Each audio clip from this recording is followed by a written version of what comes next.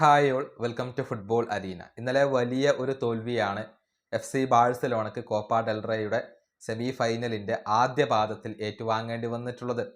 Atletico Madrid എതിരില്ലാത്ത 4 ഗോളുകൾക്കാണ് അവരെ പരാജയപ്പെടുത്തിയത്. ആദ്യ പകുതിയിൽ തന്നെ 4 ഗോളുകൾ വഴങ്ങിക്കൊണ്ട് FC ബാഴ്സലോണ പരാജയം സമ്മതിച്ചതാണ്.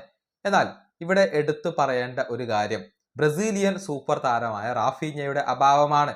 റാഫീഞ്ഞ ഇല്ലാത്തത് ശരിക്കും FC ബാഴ്സലോണക്ക് ഈ മത്സരത്തിൽ തിരിച്ചടിയായി എന്ന് തന്നെ പറയേണ്ടി വരും. പരിക്ക് കാരണമാണ് റാഫീഞ്ഞ പുറത്തിരുന്നത്. ഇനി റാഫീഞ്ഞ ഇല്ലാത്തപ്പോൾ FC ബാഴ്സലോണ നിരന്തരമായി കൊണ്ട് തോൽവി വഴങ്ങുന്നു. റാഫീഞ്ഞയുടെ വില അത് അദ്ദേഹം ഇല്ലാത്ത മത്സരങ്ങളിൽ ബാഴ്സലോണ ശരിക്കും അറിയുന്നുണ്ട്. അതിൻ്റെ ഒരു തെളിവ് നമുക്കൊന്ന് പരിശോധിക്കേണ്ടതുണ്ട്. ഈ സീസണിൽ FC ബാഴ്സലോണക്ക് 6 തോൽവികളാണ് ആകെ ഏറ്റുവാങ്ങേണ്ടി വന്നിട്ടുള്ളത്. അതിൽ 5 മത്സരങ്ങളിലും റാഫീഞ്ഞ ഉണ്ടായിരുന്നില്ല. ഇനി 6ാമത്തെ തോൽവി അത് ചെൽസിക്കെതിരെയുള്ള മത്സരത്തിലായിരുന്നു. ആ മത്സരത്തിൽ കേവലം 30 മിനിറ്റ് മാത്രമാണ് റാഫീഞ്ഞക്ക് കളിക്കാൻ കഴിഞ്ഞിട്ടുള്ളത്.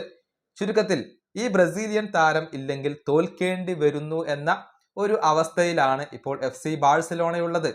റാഫീഞ്ഞ ഇല്ലെങ്കിൽ തോൽക്കും, ആ സ്ഥിതിയിലാണ് കാര്യങ്ങൾ ഇപ്പോൾ മുന്നോട്ട് പോകുന്നത്. ഇനി ബാഴ്സയുടെ വിജയ ശതമാനത്തിന്റെ കണക്ക് കൂടി നമുക്കൊന്ന് പരിശോധിക്കാം. റാഫീഞ്ഞ കളിച്ച മത്സരങ്ങളിൽ ബാഴ്സയുടെ വിജയ ശതമാനം വരുന്നത് 91. അതായത് റാഫീഞ്ഞ കളിക്കുമ്പോൾ ഭൂരിഭാഗം മത്സരങ്ങളിലും ബാഴ്സലോണ വിജയിക്കുന്നുണ്ട്.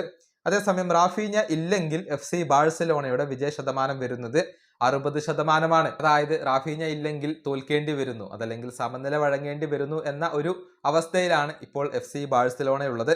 അതുകൊണ്ട് തന്നെ ഹാൻസി ഫ്ലിക്ക് എത്രയും പെട്ടെന്ന് ഇതിനൊരു പരിഹാരം കണ്ടെത്തേണ്ടതുണ്ട്. റാഫീഞ്ഞ ഇല്ലെങ്കിലും ടീമിനെ നല്ല രൂപത്തിൽ മുന്നോട്ട് കൊണ്ടുപോവേണ്ടത് ഫ്ലിക്കിന്റെ ഒരു ചുമതലയാണ്. ഈ വീഡിയോ അവസാനിപ്പിക്കുന്നു. അടുത്തൊരു വീണ്ടും കാണാം.